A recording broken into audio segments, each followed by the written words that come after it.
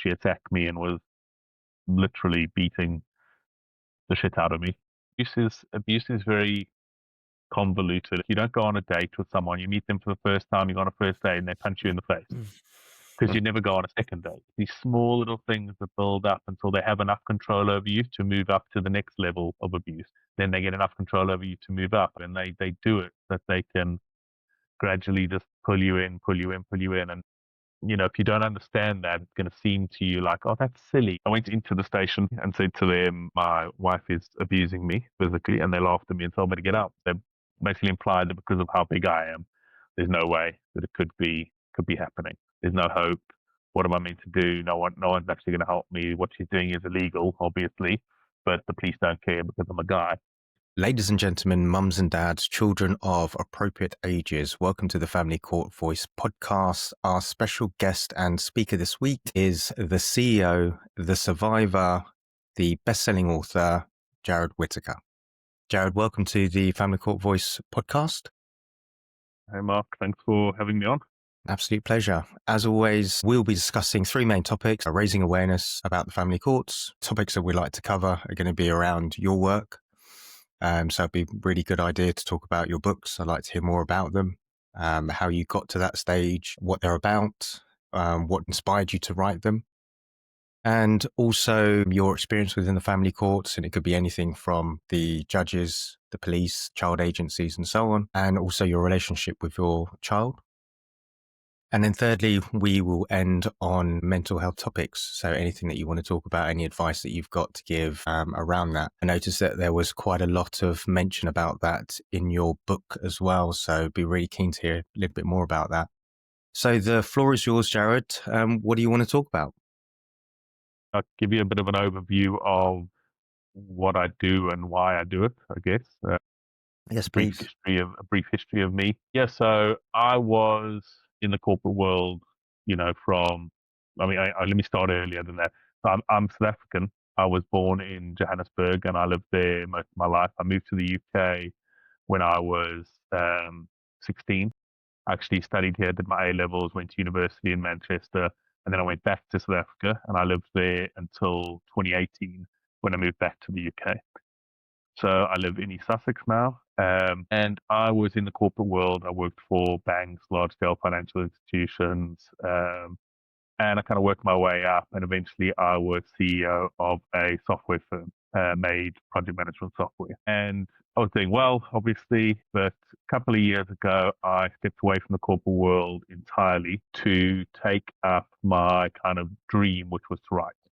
And that's actually what I studied. I did my degree in English when I was at university. And I've always wanted to be an author, but just never had the confidence to do it, never had kind of the spark for something. And I went through an abusive relationship for about a decade, and, involved everything in terms of all the types of abuse, from emotional, physical, psychological, financial, false allegations, parental alienation. I've been through court for years. So I went through all of it and, realizing that there was not much out there for men for this kind of thing. It's very heavily focused on abuse against women.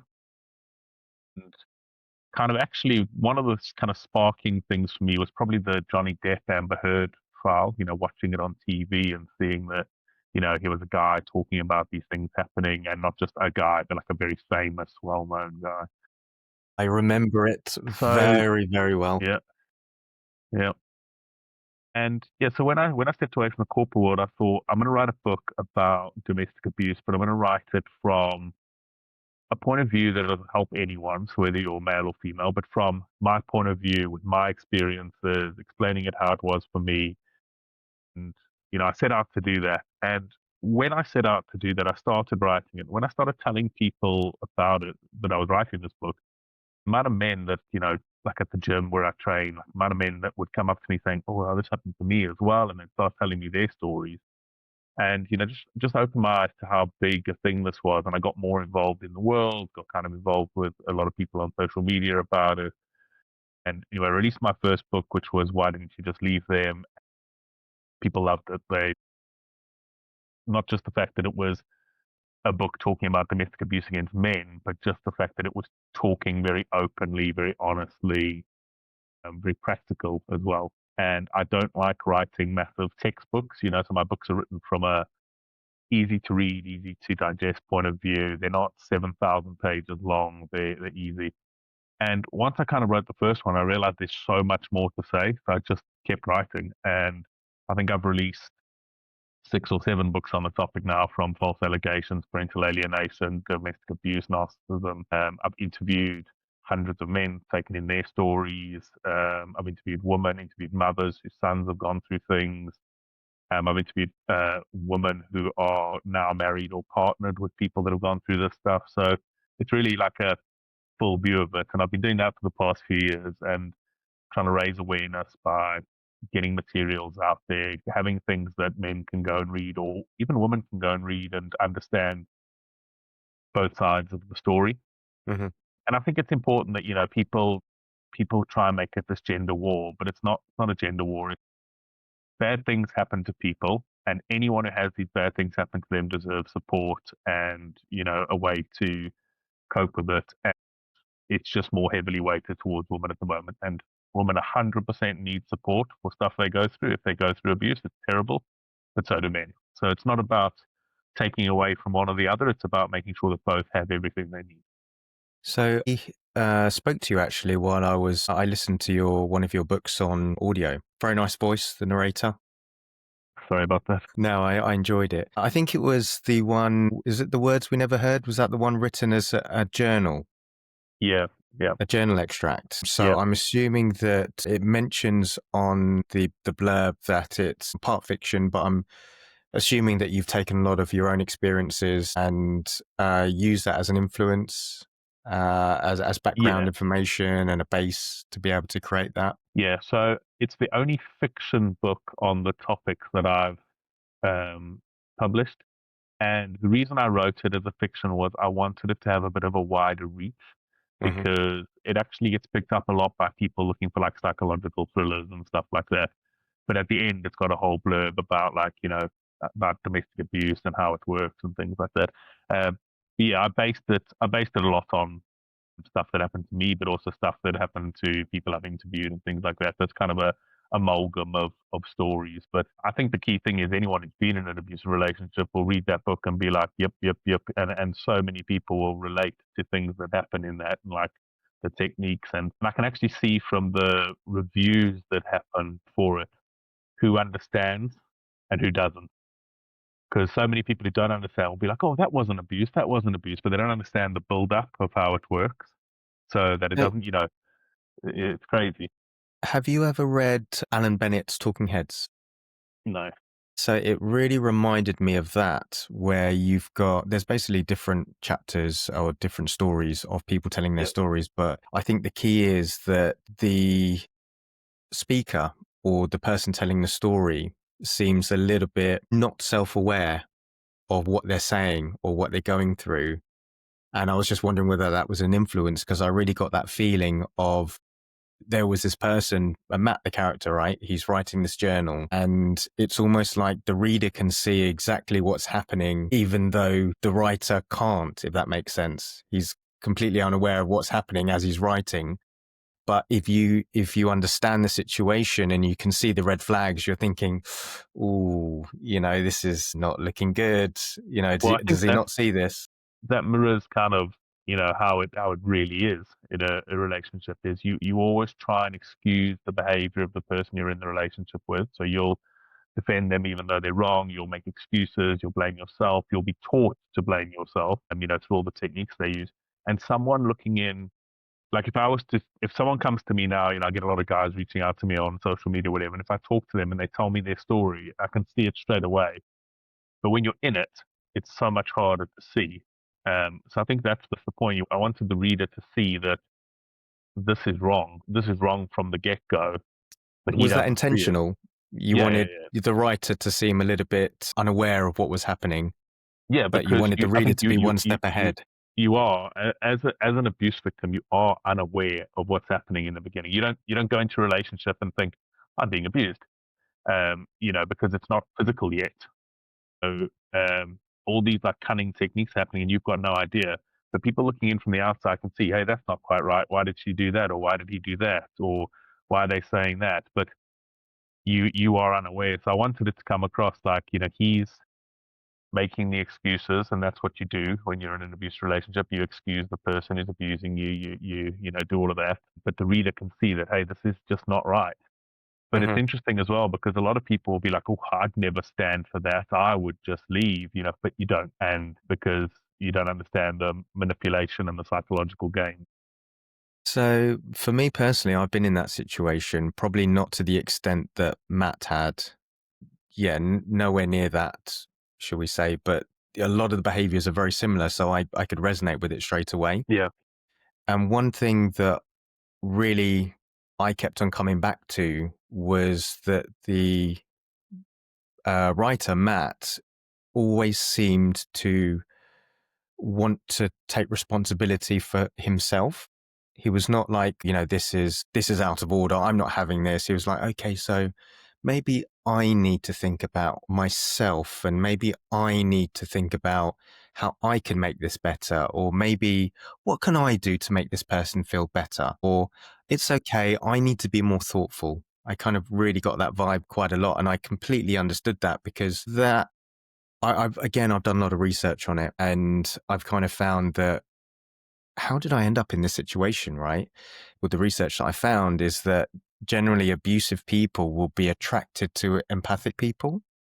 So Yeah. people that think about the other person, think about how they're feeling, how they want to be happy, and how you can make them happy. And you think in your way, your own way, you're trying to help them. But in reality, what you're doing is you're actually just completely feeding the monster, so to speak. Absolutely. And I mean, it gets worse and worse and worse as the relationship goes on. It probably gets to the point where they punch you in the head repeatedly, break their hand on your skull, and you apologize to them that your hard skull broke their hand. It's that's how bad it gets. That it's you take the blame for everything. You are the problem. Even though they're completely actually 100% the problem, you end up taking the blame and saying, "Oh, it was me. I'm sorry. I'll change. I'll do better. I won't make you as angry. I won't give you a reason to do this to me." So you end up taking the blame because your self-esteem is shot to hell. You think yourself worthless. It's complete destruction of your mind, body, and soul to the point that you do just take on the blame for everything. Oh, what's the other one? Oh, the reason I'm angry is because of you. Yeah, You ever heard that yeah, one? yeah. That and I didn't react badly. I reacted how any normal person would react in the situation. Because any normal person would get a knife and try and stab you if you, didn't wash the dishes or something like that. I, I really It's like always, I really like the twist at the end. I wasn't expecting that at all, and I was working at the time when I was listening, so I was listening in the background, and I was like, "Oh, hang on a minute, something's changed here," and I had to actually go back a chapter and re-listen to it.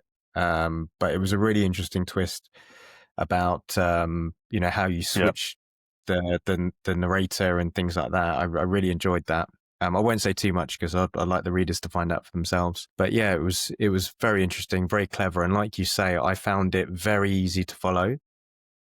yeah, Very, it wasn't too drawn out. It was to the point. But yeah, I really enjoyed it. I read some of the comments as well in the reviews, and I agreed with a lot of them. I disagreed with some of them. I thought the pacing was fantastic. I liked the build up.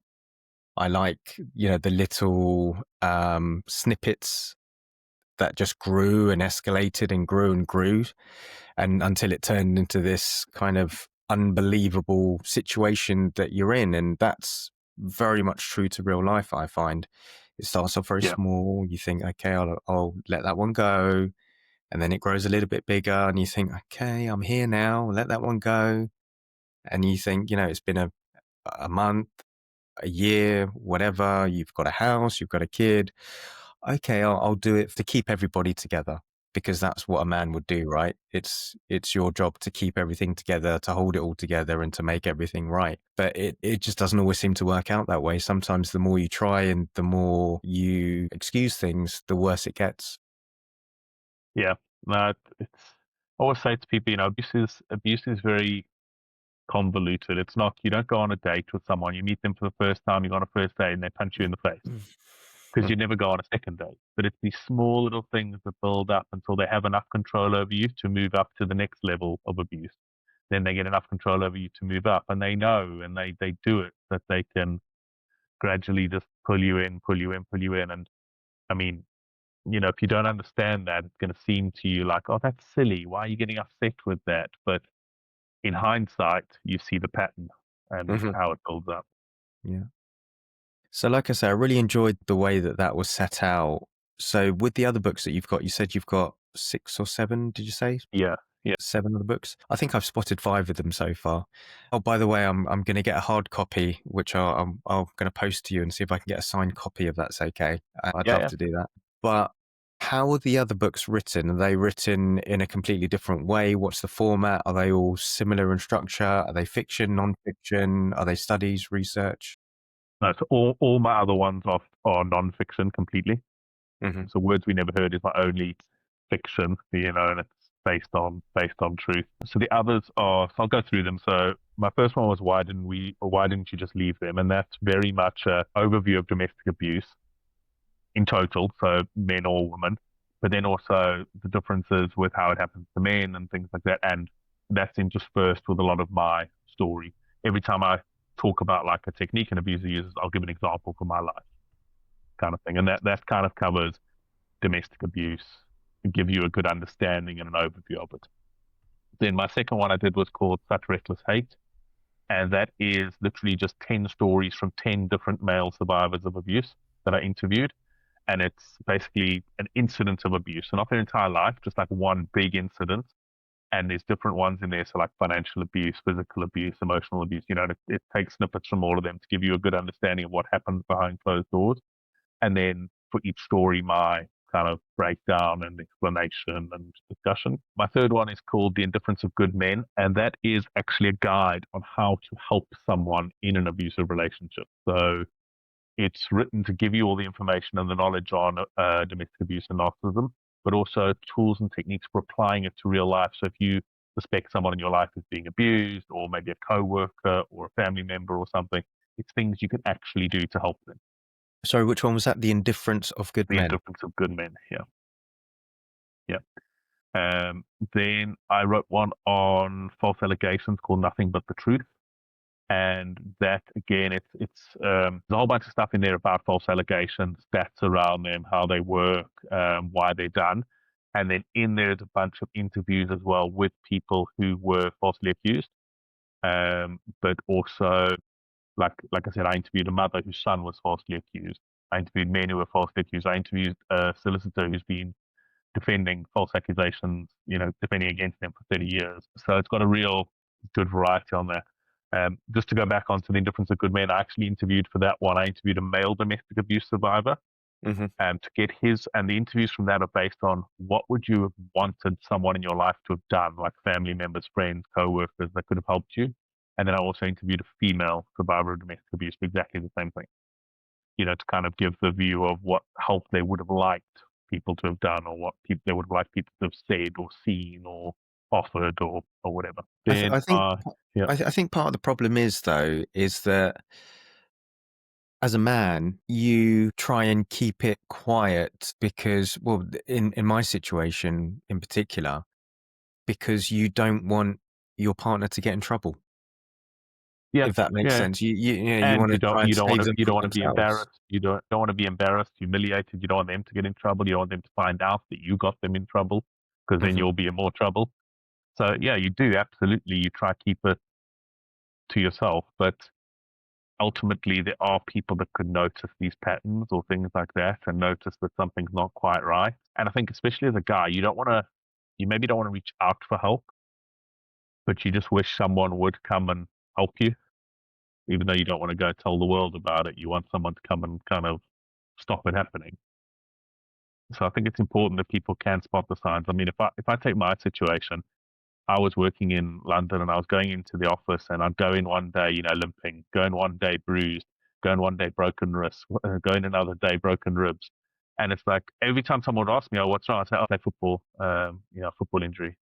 How many times do they think you get injured playing football and other things? And their signs were there for all to Hmm. see, way more than just injuries. But no one said anything, no one did anything, So, and that's whether they noticed or not, or whether they did notice and decided I'm just not getting involved or Hmm. turned a blind eye kind of thing. So yeah, I don't know.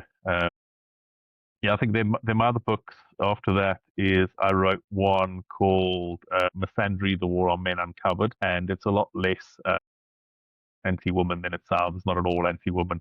It's very much just about problems that are affecting men in the world today. Things like the portrayal of men in the media, the way boys are struggling at school, the male fatalities in workplace, like the whole book just dedicated to problems that men are facing and how we could possibly do things to fix that. And ultimately, it's about helping men to help society in general. It's not about just helping men and ignoring women, children, etc.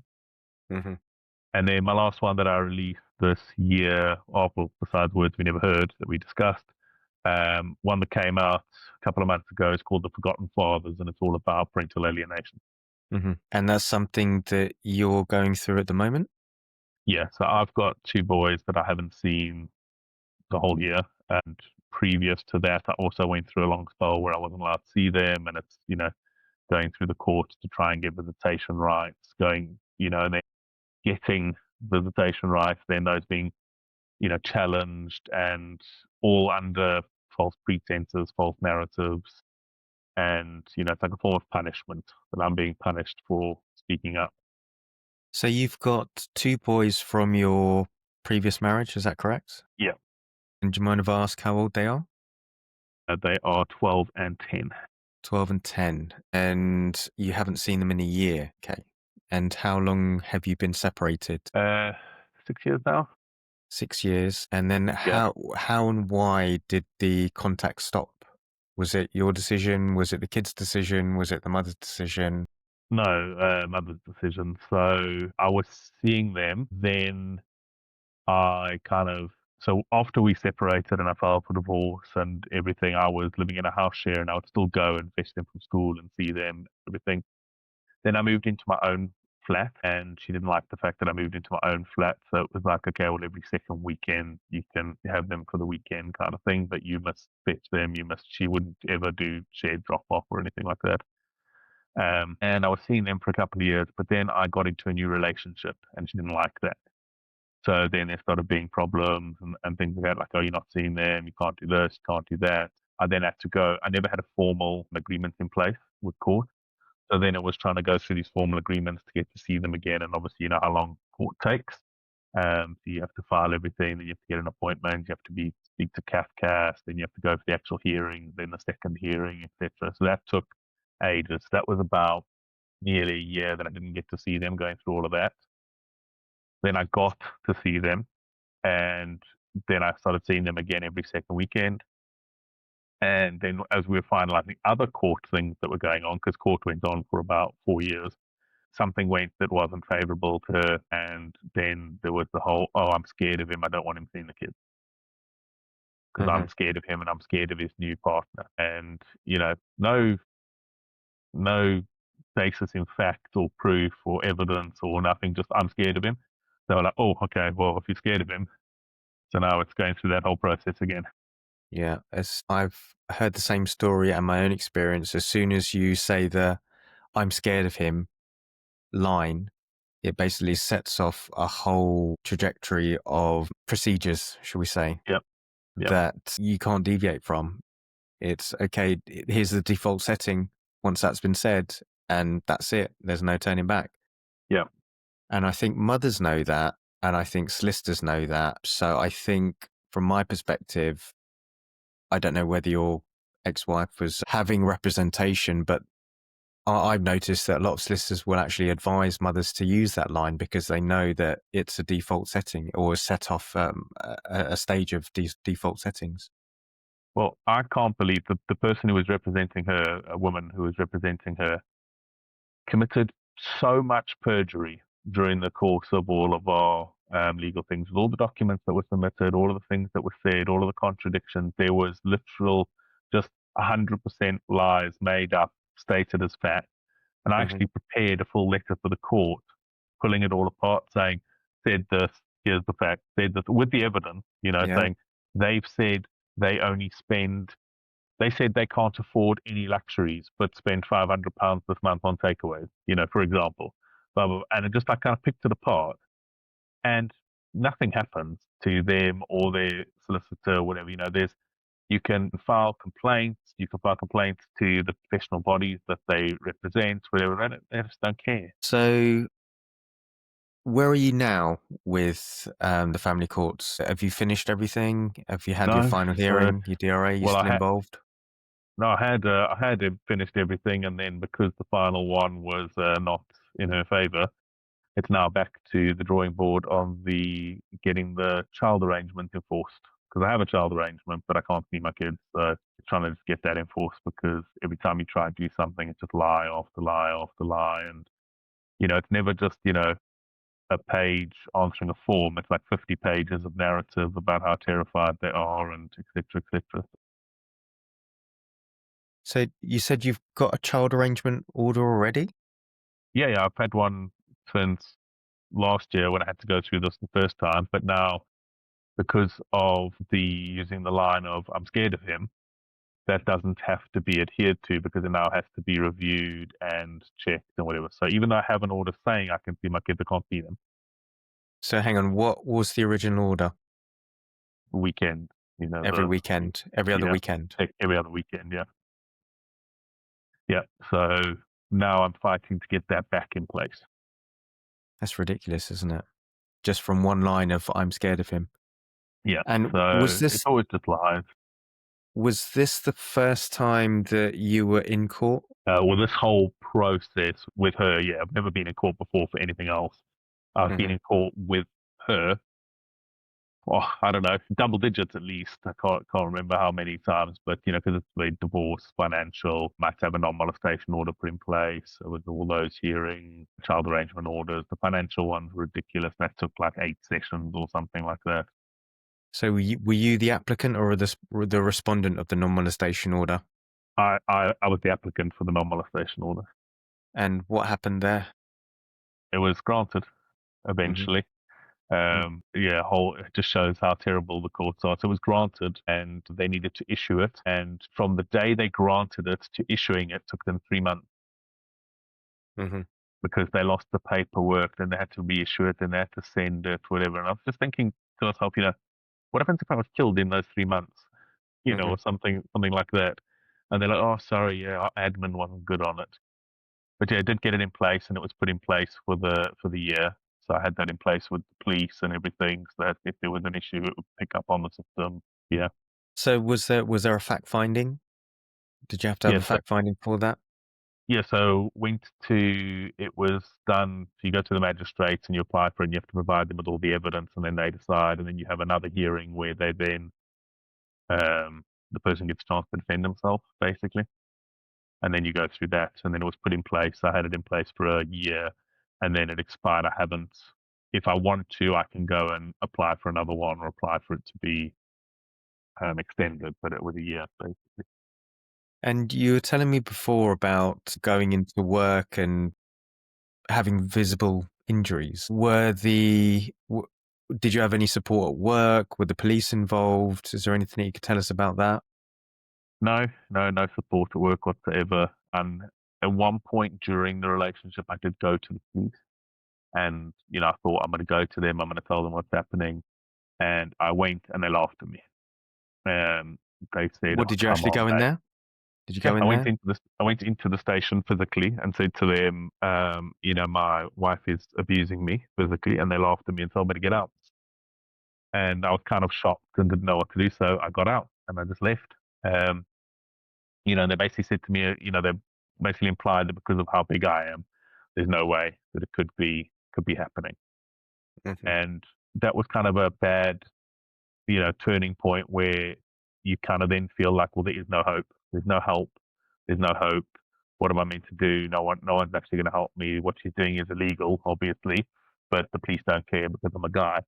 And she would always do that as well. She would always play on that and be like, If you go to the police, they'll just think it's you. I'll tell them it was you. They'll laugh at you. People will think you're a loser. Like, all kind of stuff like that. So, what advice would you give your former self looking back at that with regards to the police? Would you approach things differently? Would you have not gone? What advice would you give yourself I or think, anyone else? yeah, I think it's evidence. Have evidence. Have text messages, pictures, recordings, voice recordings. If you have like video cameras in your house, like nanny cams or whatever, if you can take anything like that and then go and say, look, I actually have the evidence right here of what's happened. So I don't know if you watched that show that My Wife, My Abuser that was on Channel 5 and then Netflix, No, I where haven't seen it. he was abused by his wife for 20 years. And it's a documentary, a Hmm. guy in the UK. And 20 years, and he had all the nanny cam footage of all the stuff that had happened. And she Hmm. did get arrested for that, and she went to jail for I think 4 years or 4 or 6 years, but she was released after a year and a bit um, recently because of jail overcrowding. And you know, I'm just thinking you have 20 years worth of video evidence, and that was enough to get it done. So if you don't have stuff like that, they're not going to help you. So make sure you have evidence, make sure you have something at least. Do you know, thinking about that now, I was very close to doing the same thing at home. I'd even bought a bunch of little spy cams off Amazon. This was before cameras were so easily available. Now you can buy them everywhere, right? Yeah, High quality cameras. The ones that I had were so terrible and so useless that, the picture was really grainy and everything like that. But, they were like the little round ones that you could put up. And I actually yeah, bought a bunch of them because of exactly what you're saying. It's like people need to see this and people need to, this needs to be recorded so there's proof and evidence of this happening, right? And because they were so clunky at the time, they weren't reliable. In the end, I just thought, oh, do you know what? I just won't bother. And I really wish I'd made more of an effort to get them going or to set them up because, she'll find them now in the house. If she went through my drawers, she'll find a bunch of little security cameras that are there. And I got that for my own protection, but like I say, I never got them set up. yeah, So my advice would be 100%, yeah, set yourself up with some security cameras, even if they're the nanny cams, the hidden cameras. Make sure you cover yourself, record everything to all the men that are out there. My other bit of advice is to file the reports online, go onto the police websites and start filing reports quietly, because then there's a paper trail and there's a record of what's going on. So when the false allegations do come, you've already got the evidence, because obviously one of the things they'll say is when they look at the police reports in court, they say, oh, well, she's made 5 reports and you've made none. Why have you not made any? So, well, because I didn't make any because I didn't want her to get in trouble over the years. So you keep quiet. And then obviously once you decide to try and exit the relationship, that's when her police reports will start to appear. yeah. So No, that would be my bit of I advice. went through all of that, and I actually made a big mistake with the day I eventually got out of the relationship. She attacked me and was literally beating the shit out of me, shall we say? Hmm. And she attacked me. And about 40 minutes into that, I said, I've had enough. I'm going to call the police and tell them what you're doing. And I went to go and get my phone. And as I went to go and get my phone, I heard her on the phone, oh, please help. My husband's just attacked me. He's gone crazy. And the Hmm. police showed up. And I didn't ring them because I thought, well, she's rung them.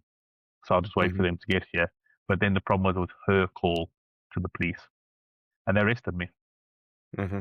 Even though I was bruised, purple, shirt ripped, I had hair at the time, my hair was disheveled, they still took me in and kept me there for the whole day and interviewed me and tried to imply that it was me. And even the court solicitor that was given to me was saying to them, do you not see that he's bruised, he's bloody, if she doesn't have a mark on her, it's clearly what he's saying is true and not the other way around. But they still tried and they couldn't get their head around the fact that it was the other way around. So there were no signs of physical abuse on your wife, no red No, marks, nothing at all, but you were covered head to toe in bruises and red marks and ripped clothing. yeah, so like bloody nose, bruise, clothes ripped, everything. Nothing, not a scratch, not a even teeny mark on her. And was any of this used in your fact finding or your court appearances, your So I used it. non-molestation? I used it, obviously. She then also used it, but just changed the narrative and said I had to call the police on him because of, this or that or the other. And that's the one thing I really found with court was with family court, it doesn't matter who has evidence, it's just who has the better story. So you can come with, all the pictures and evidence and police reports you like, but she would just turn around and say, no, he did this, this, this, this, this, with no evidence whatsoever. She would just make up stuff. And they would look at it and go, oh, well, this isn't a Crown Court, so it's not really evidentiary based, so we just kind of have to take it based on who's saying what, which is just completely ludicrous because they're deciding such massive things in your life, like, your financial future, your divorce, seeing your children. But they're like kind of, oh, well, it doesn't matter. So long as someone says something, we'll take what they say and listen to it. So I'm going to disagree with you on that point there. I agree with the point that they don't care about evidence. I'm a pretty factual guy. I'm a high process guy. So just like you, I produced a file full of evidence. Every topic or discussion or allegation was backed up by something solid, a police report, text messages and so on and so forth. Basically something tangible. But as you mentioned before, all the other party has to do is say something like, I'm afraid, or this, and then it could be wild, but there's no evidence whatsoever. And the judges, from what I find, will be more likely to side with that and remove the evidence. They kind of say, oh, let's hide the evidence. Let's get rid of that. Well, you need to remove that. And they will go with the non-factual stuff. And what my thought process on this is, they do it on purpose. It's not an accident. They do it purposely because what they want to do is they want to empower the high conflict individual. Because if they do that, they know that it's going to create more business for them. And at the end of the day, that's what it is. Let's get rid of the real evidence. Let's hide that. Let's ignore that. And let's go with all the false evidence. Let's go with the troublemaker. Let's go with the high conflict individual, regardless of how absurd it is. Because that way, if we do that, the high conflict individual is going to become empowered. They're going to continue to do what they're doing. And you're going to have to continue to fight that through more applications in court. You're going to have to come back with, arguments. So that's my perspective on it. Yeah, I think I agree with that. I think it's definitely a business. And the situation I had, one of the times I went to court, and like I said, I had a pack full of like photos, text messages, voice recordings, IT logs showing hacking of my account, like my email and my social media, whatever, had everything. She wrote a little story saying that I tried to murder her. The police arrested me. I confessed to trying to murder her, and they told me I was naughty and mustn't do it again and let me go. Mm-hmm. But there are no police reports of this made up incident, obviously. And so the judge looked at both and he said, oh, but what she's saying is very serious. I'm like, but what she's saying is not true. It's Here is just made up. evidence, and hers is made up. Anyway, yeah, but this is not an evidentiary hearing, so I'm not looking at evidence. And so he discounted all of my actual evidence and took her ridiculous made up story, which obviously is made up because why would the police just let someone go who confessed to attempted murder? Yeah. You could not make this stuff up. You really couldn't. It's unbelievable. Absolutely nuts how stuff that goes on in that family court. So do you think it's by accident or do you think it's done by design? I think some stuff is just gross incompetence, but I think a lot of it is, like you say, this money machine. I mean, the one thing I always found ridiculous, just a good example of money making is if you have a court order in place for child visitation rights. So I have a court order in place that says I'm allowed to see my children. The parent who's meant to provide my children to me to let me see them doesn't. I then have to file a thing with the court that says, well, they didn't let me see my children. Can you force them to let me see my children? You have to pay to do that. The £250. enforcement order. Yeah, £250 just for something you've already paid to get. So I mean, if that's not money making, I don't know what is, because why should you have to pay, to do that? It's literally the equivalent of a shop owner having someone come in and steal something and saying, oh, that person stole something. Okay, but you have to pay the police if you want them to do anything about it. It's just so, yeah, it's so ridiculous. So, in your book, Words We Never Heard, there's quite a lot of, I don't know whether this is based on your own experiences or some of the people that you've interviewed, but the character Matt, he had a lot of counseling sessions with HR at work or the in-company Yeah, in-house counselor, therapy. in-house therapy. What have you done? Was that based on somebody that you know, or was that something that was based on your own experiences? What's your experience with that? And mental health, how has it affected you?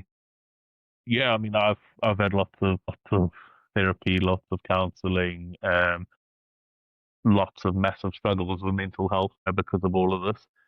I mean, how can you not when you're literally having your whole self-esteem crushed, your whole being changed? You know, you don't get to live who you are. You have to live as who they want and who they're abusing and destroying. So yeah, I've seen psychiatrists, psychologists, therapists, counselors. I've tried CBT. I've done it all. Medication, What therapy. worked? What didn't work? Nothing works, right? So nothing ever gets rid of it, right? It just makes it better and gets you to the point where you can cope with things. For me, a combination of medication, talking therapy, and regular gym, training and just burning off that excess stress and stuff like that. So that's the best that I've found. Hmm. Unfortunately, what I found is nothing gets rid of it. Hmm. It just makes it easier to bear. When I talk to you and when we've spoken before on the phone, you seem so grounded and so confident in yourself. Is that maybe a mask that you're covering up the pain, or is it something that you've learned to get to? I think, I have good days and bad days, and I still struggle a lot at times. I mean, the past few weeks I've been in a terrible space mentally. Today's actually probably the first day in a long time I felt better. And I think for me, it's all the work I've put in, all the stuff I've learned from writing the books, helping people, talking to a lot of people. But also, like I said, I moved on. I got into a new relationship, a good relationship. My now wife, because we got married a couple of months ago. Oh, congratulations. Thank you. She's really good. She's really helped me come back to being who I was rather than what I was made into. So I think I get to live a lot more as me. And there's still days where, I have bad days and I doubt myself, but I'm a lot better, probably a lot mentally stronger and a lot happier than I've ever been in my life, to be honest. Even before everything that happened. But yeah, you still get the bad days, but you get the good days too. And has the book writing helped with that? Has that been a form of therapy for you? Yeah, yeah, definitely, especially the first one, because when writing that, why didn't you just leave them? And I started doing a lot of research into like all of the different types of abuse, all of the tools and techniques that are used, like things like gaslighting, triangulation, stuff like that I'm talking about. But Hmm. as I was writing all the chapters and all the bits on that, and I started giving examples from my life, I started going back through my relationship, realizing, oh, that happened and I blame myself, but actually it was them doing this. Hmm. And I got to unpack it a lot and got to realize that something was being done to me rather than, me doing something wrong. Someone was doing something wrong to me. And the example I always use with people is when it comes to an Hmm. abusive relationship, you'll go and tell someone I was in an abusive relationship and they'll come with stupid questions like, why didn't you just leave them? You must have liked it. Oh, you sure can pick him, and they'll say things, they're basically victim blaming. But if you went to someone and said, I left work yesterday and I went to the bank to go and deposit a check, and armed robbers came in and they robbed the place and I was terrified and they hit me with the butt of their gun, no one's going to go, well, what did you do to make them rob the bank? And what did you do to make them hit you with the gun? They're not going to blame you. They're going to blame the Hmm. robber. So when it comes to abuse, it's so weird that they blame the victim when you talk to people about it. It's such a weird dynamic, and that really, really has to change because victims blame themselves already Yeah. because of Yeah. how your mental health gets destroyed. So it doesn't help with everyone else then blaming you as well. It goes back to what I was saying before about empathic people, because they're always looking inward. What could I have done better? how could I have avoided this? What could I have done to make this other person feel better? Was it me?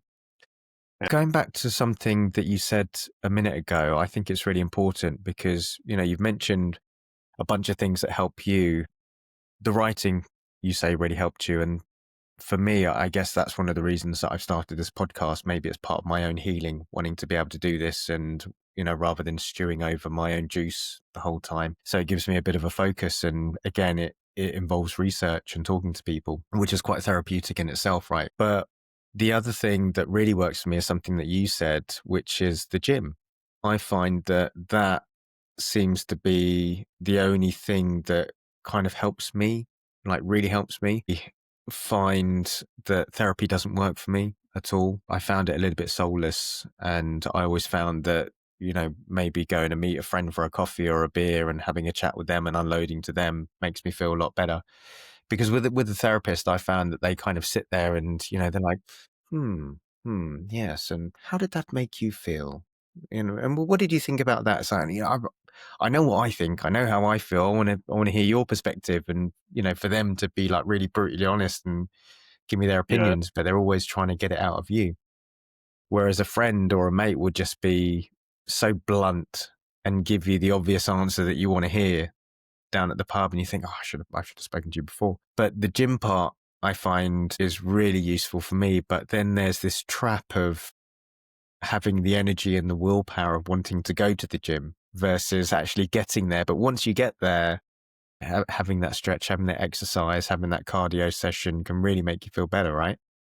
Yeah, and I think it's, it's making you feel better about yourself, which is good. So anything you can do to make yourself feel better about yourself, because you've been made to feel worse about yourself in the abuse. So now you're making yourself feel better about yourself, but also it obviously, it's the chemical releases and stuff like that. And the fact that you're doing something positive, and if you train with someone, it's good because you've got someone to talk to and things like that. And I set myself kind of goals with it where I started doing strongman because it was something I always loved and always enjoyed watching. And then I started doing it and competing, and I got a really good coach, and I started doing competitions. And there was always goals to achieve. Like, okay, well, I deadlifted 200 today. Now next year I want to deadlift 300. So that kind of thing. So So there's you're always those competing at goals. the moment? I actually haven't done a competition in the last, like, I don't know, last year. But I did last year was my last competition that I did. I did a few. Do you mind if I ask how tall you are? I'm 6'2". Yeah. Yeah. I'm 121 kilos. So it's Christmas time coming up. Are you going to be watching The Strongman over Christmas? I've already watched it, but yeah, I will watch it again. Because I always watch So, everything when it comes out. It always comes out if you like on the channels, like if you follow Giants Live, all of that. You can watch it on YouTube or you can do pay-per-view. so the Christmas thing is, it's really delayed, is it? You've Yeah, seen it yeah, it's before. already World's Strongest Man's already been earlier this year in Sacramento, so I know who won and all of that. But I do like watch it. I watch it anyway because I love watching it. Yeah, that's the only exposure that I used to get every Christmas, and my guy was always Jeff Capes. I don't know if you remember Okay. Jeff Yeah, Capes. yeah, yeah. Well, my coach does all the punditry now because my coach is Lawrence Shallow. So I always watch because he does all the punditry and all the, announcing and stuff like that. And there was another guy who I remember. What was his name? Magnus Magnusson? Magnus for Magnuson, yeah. Magnus Magnusson. Where was he from? Was he Swedish or something? Blonde Yeah, yeah, hair. Swedish, yeah. Kind of looked like Dolph Lundgren, if I remember correctly. This Yeah, was years yeah, ago. it's all the Icelandics and Norwegians and Swedes. They're all good. But yeah, I love watching it. It's just an escape really and But something to achieve. I haven't kept up with it for a while, to be honest. I don't watch a lot of TV these days, but something keeps popping up on my feed a lot, and it's a guy called The Beast, Eddie Hall. Eddie Hall, yeah. So is he the champion at the moment? No, no, no. He was champion years ago. He won World's Strongest Man 2018, but he's really turned himself into more of like a social media celebrity kind of thing, to play on his fame and that. So he does a lot of social media stuff, and he's got a TV show now, I think. So yeah, he's just used the popularity he gained from that to build a business, which fair enough.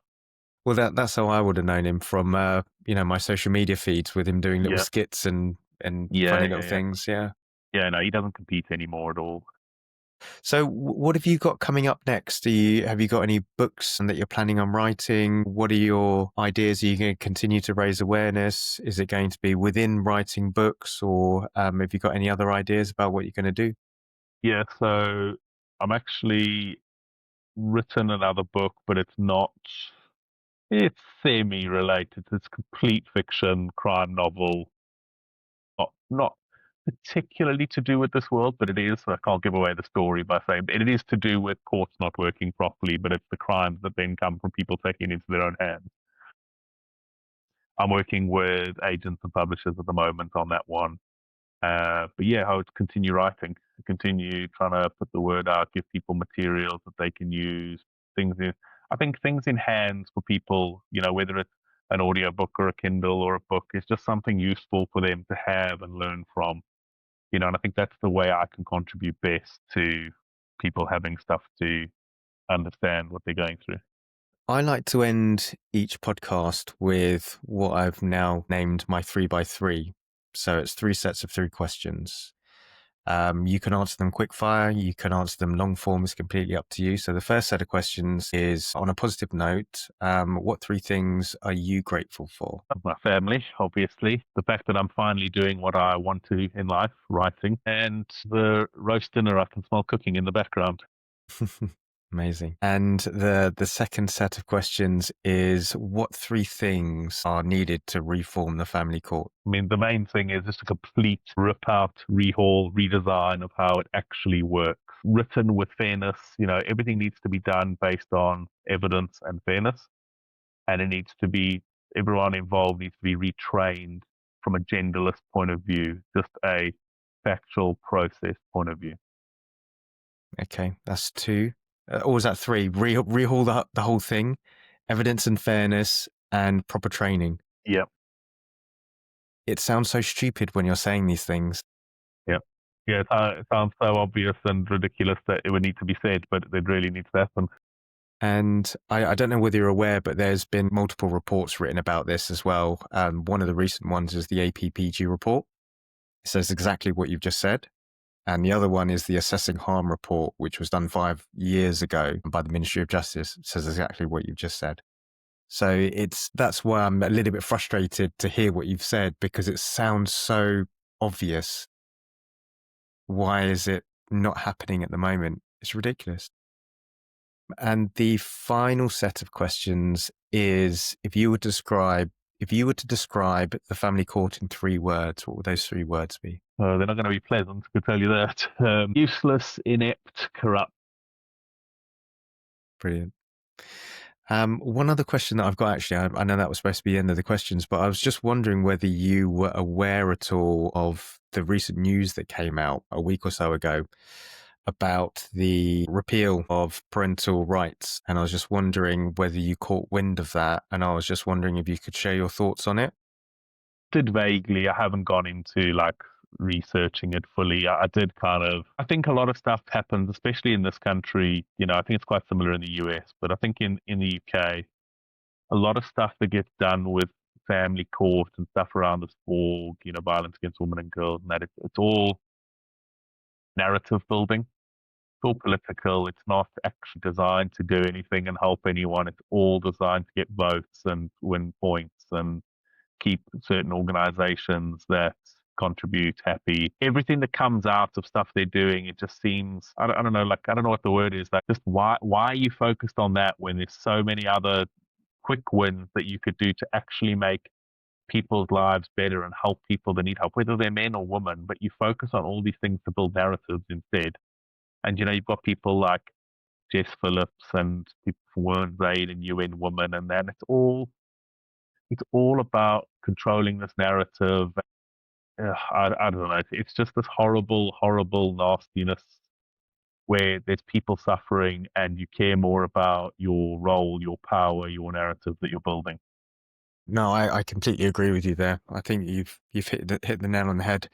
For me, my interpretation of it is it's pure propaganda. I don't think there's any interest in doing the right thing. And I've thought long and hard about this before actually saying anything publicly. And I will do a proper video or post on it when I have the right time. But again, I wanted to talk to people about it. I wanted to see what other people were thinking and feeling about it, and before jumping in, so to speak. But I just think that it's funny, because what I've noticed is that the courts seem to allow access to dangerous parents. Why? Because it creates conflict, because it creates more business in the family courts. The courts are initiated, the child services are initiated, CAFCAS are initiated, the paperwork are all initiated. So you've all got those different agencies, going and making money. And then on the other side, you've got the safe parents who are not allowed access to their children. So they have to fight in the family court. And again, all of those agencies are being introduced and initiated because you have to do that. But now I find that the problem is that because so many people on this side have now found that, okay, giving access to abusive parents means that kids are being furtherly sexually abused, and kids are being harmed, and kids are being killed and things like that. There's been such an uproar that they've now gone, okay, yeah, we better stop doing that now, and we're going to look like the heroes for stopping doing that. But all I can see happening is that they're going to now use that as an excuse even more to stop good parents and good fathers from access to their children. So like you say, it's about controlling the narrative. They're going to be saying, we're doing the right thing by the good of the children. But actually what I feel that they're really going to do is just stop more good fathers from access to their children.